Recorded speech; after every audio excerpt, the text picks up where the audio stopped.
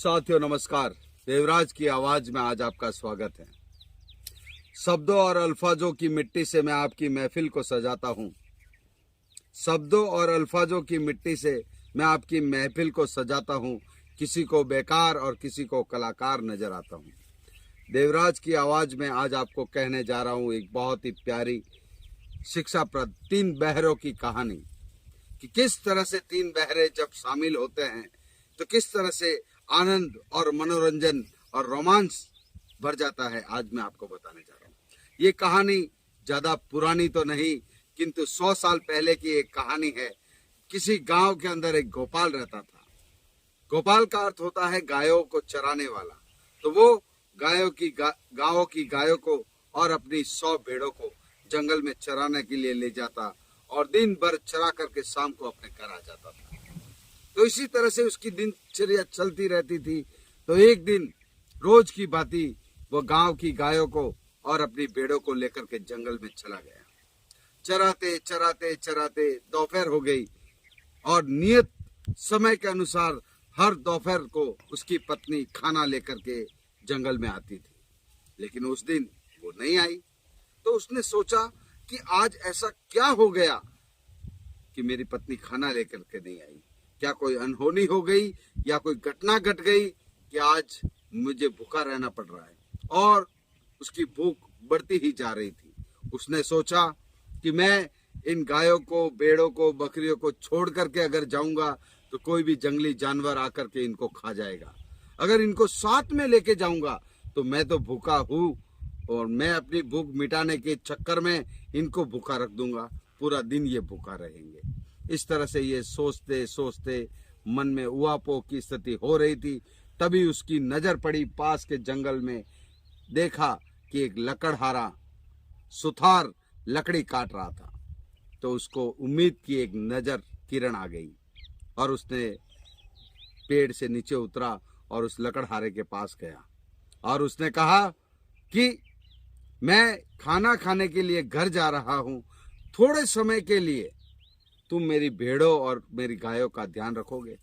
लेकिन व्यवस्था ये थी कि वो गोपाल जो गायों को चराने वाला, बकरियों को चराने वाला, वो भी जन्म से बहरा था और जो लकड़ी काटने वाला है वो भी जन्म से बहरा था। दोनों की इनकमिंग बंद थी, आउटगोइंग चालू थी। तो फिर लकड़हारा कह रहा था कि मेरे को नहीं पता, तू जा जा जा। तो गोपाल ने समझा कि मैं कह रहा हूं कि कुछ समय के लिए जा रहा हूं, इसलिए ये कह रहा है कि तू जा, कोई टेंशन नहीं, मैं संभाल लूंगा, तू जा। और वो भी बह रहा था, इसलिए उसकी बात भी उसने सुनी नहीं। तो इस तरह से दोनों की असमंजस, एक कह रहा है कि मैं खाना खाने के लिए जा रहा हूं, दूसरा कह रहा है कि पता नहीं ये क्या कह रहा है, तू यहाँ से भाग, मेरे को मेरा काम करने दे। और दोनों ने आपस में अपना मन समझ लिया। गोपाल ने समझा कि ये ध्यान रख लेगा, इसलिए मैं घर चला जाता हूँ। और इस तरह से उसके विश्वास पर, उसके भरोसे पर, उसके मन में विश्वास था कि मैंने उस लकड़हारे को बोल दिया है जब तक मैं आऊंगा तब तक ये मेरी गायों का, मेरी बकरियों का ध्यान रखेगा। और वो घर चला गया। जैसे ही घर गया, अपनी पत्नी से कहा कि आज तू खाना लेके नहीं आई। तो उसने कहा कि ये बच्चा बहुत जोर जोर से रो रहा था, तेज बुखार से तड़प रहा था, तप रहा था, इसलिए मैं खाना लेकर के नहीं आ सकी। तो उसने कहा कोई बात नहीं, जल्दी से मेरे को खाना खिला दो। और उसने दोपहर में जल्दी से खाना खाया, थोड़े समय आराम किया और वापस जंगल की ओर रवाना हो गया। और जाकर के उसने एक एक भेड़ को गिनी कि मेरी 100 की 100 भेड़ें पूरी बराबर है, मेरी गाय भी पूरी बराबर है। तो उसने सोचा कि कितना भला इंसान है ये लकड़हारा। इसने मेरी गैर हाजिरी में मेरी गायों का, मेरी बकरियों का, मेरी भेड़ों का पूरा ध्यान रखा। उसका मन बहुत प्रसन्न हो गया। तो उसने सोचा कि ऐसे भले इंसान को धन्यवाद जरूर देना चाहिए। तो उसने सोचा कि मैं क्या करूं। तभी उसके पास क्या हुआ कि एक टांग कटी हुई भेड़ थी जो अच्छा दूध देती थी। उसने सोचा कि ऐसा करता हूं कि इस भेड़ को मैं उपहार के लिए, धन्यवाद के स्वरूप उस लकड़हारे को दे देता हूं। तो उस भेड़ को ले जाकर के वो लकड़हारे के पास गया और उसने कहा कि तुम्हारे जैसा ईमानदार व्यक्ति मैंने आज दिन तक नहीं देखा। कुछ समय के लिए मैं गया, तूने मेरी भेड़ों का, मेरी गायों का पूरा ध्यान रखा, इसलिए मैं धन्यवाद के रूप में तुम्हें ये भेंट देना चाहता हूँ।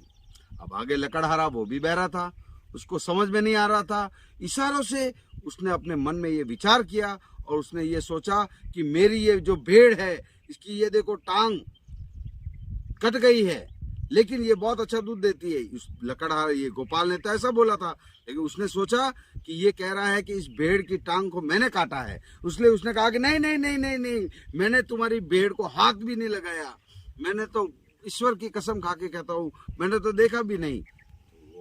गोपालक ने उसने सोचा कि यार ये तो बहुत ईमानदार है, मैं इसको धन्यवाद के लिए दे रहा हूँ लेकिन ये मना कर रहा है।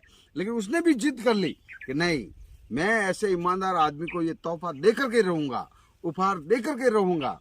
तो उसने जबरदस्ती कहा कि तुम ये लो। वो कह रहा कि मैं नहीं लूंगा, इसका मतलब उसने कह रहा था कि मैंने कुछ नहीं किया।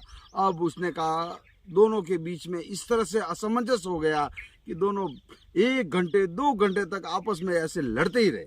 तभी अचानक वहां से एक घोड़े पे सवार रास्ते से गुजर रहा था।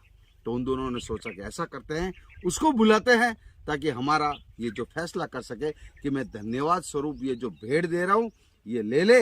और लकड़हारे ने भी सोचा कि ये ग्वाला मेरे को परेशान कर रहा है, मैंने इसकी बकरी की टांग हांग नहीं तोड़ी, फिर भी ये मेरे ऊपर आरोप लगा रहा है, आक्षेप लगा रहा है, ताकि तीसरे को बुलाए और इसका समाधान करे।